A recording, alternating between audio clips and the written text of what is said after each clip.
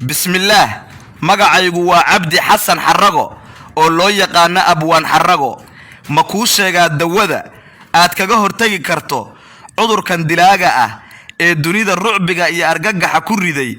ee loo yaqaan coronavirus ma ku guddoonsiyaa hadiyad aad kaga hortagi karto caabuqa iyo infectionka iyo fayraska cudurkaasi maadaama uusan lahayn ka dabatag oo uu dhameeyay dawlada awood iskala ilaahay baa awood ka sii weyn iskala oo haysta hubka nigleyrka oo haysta hanti iyo dhaqaale fara badan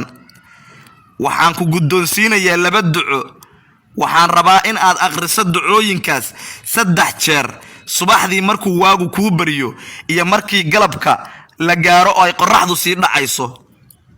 ducada ugu horeysa waxaad leedahay اللهم إني أعوذ بك من البرص والجنون والجذام ومن سيء الأسقام إله وحن كام جنجليا عذرك برسك يا عذرك والدة يا عذرك جذانك يا دمان عذرك استأو دلاء وكتشرا كورونا فيروس وحكلا لا ذهي صباح ذي مركو واجو كوبريو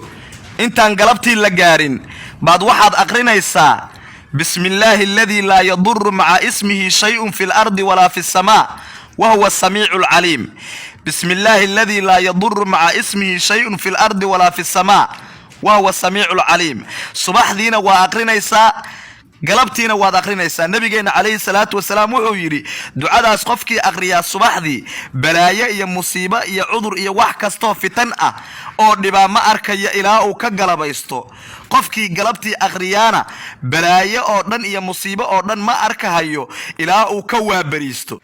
haddaba xijaabkaas iyo dimada ilaahay ayaan haysanaa waa qalad haddii aan nahay dad muslimiina in aan ka argagaxno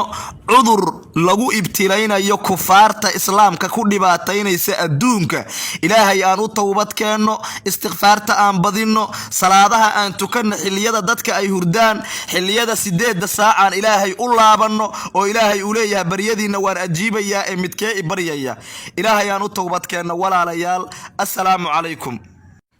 haddii uu muuqaalkan ku soo gaaro fadlan waxaan ka codsanayaa inaad kaga farxiso hadiyadna aad uga dhigto walaalkaaga muslimkaaga iyo ehelkaaga iyo qaraabadaada